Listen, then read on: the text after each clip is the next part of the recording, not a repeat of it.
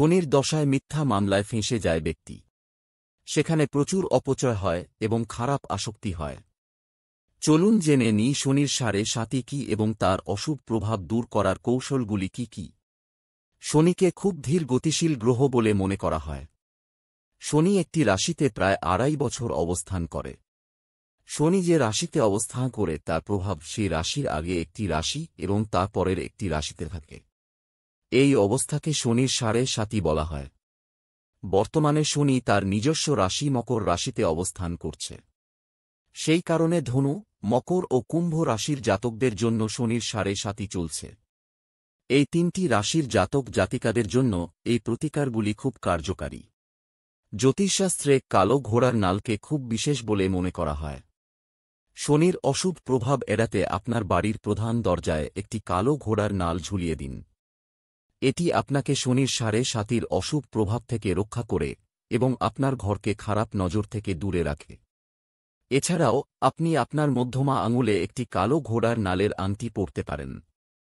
জ্যোতিষশাস্ত্রে বিশ্বাস করা হয় যে শনির দশা আছে এমন রাশির জাতকরা যদি প্রতিদিন হনুমান চল্লিশা পাঠ করেন তবে তারা শনির অশুভ প্রভাব থেকে দূরে থাকেন।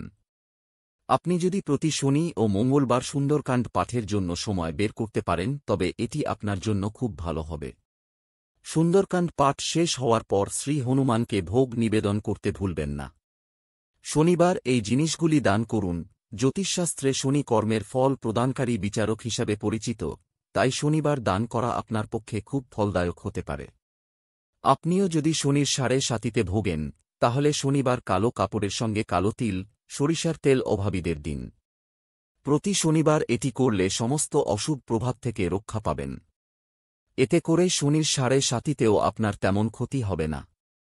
খাদ্যদান। শনিবার কালো কুকুরকে খাবার দেওয়ার পাশাপাশি দরিদ্র ও অভাবী লোকদের খাদ্য সামগ্রী দেওয়া শনির সাড়ে সাতি এড়ানোর অন্যতম উপায়। মনে রাখবেন যে দান করা খাবারটি আপনার কষ্টার্জিত অর্থের হওয়া উচিত এবং খাবারটি আপনার নিজের হাতে রান্না করা উচিত। যারা তাদের কঠোর পরিশ্রম এবং প্রচেষ্টা দিয়ে দরিদ্রদের সাহায্য করেন তাদের প্রতি শনি খুব খুশি হন। এই মন্ত্রগুলি জপ করুন। হনুমান চল্লিশা ছাড়াও আপনি শনিকে খুশি করতে শিবের পূজাও করতে পারেন।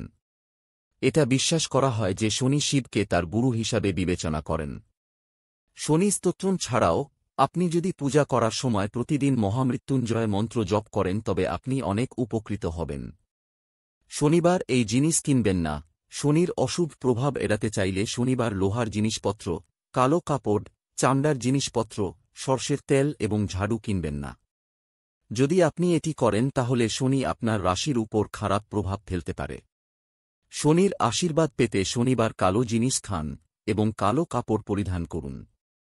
অচেনা কাউকে আহার করান, তাও ঘরে রাঁধা খাবার দিয়ে।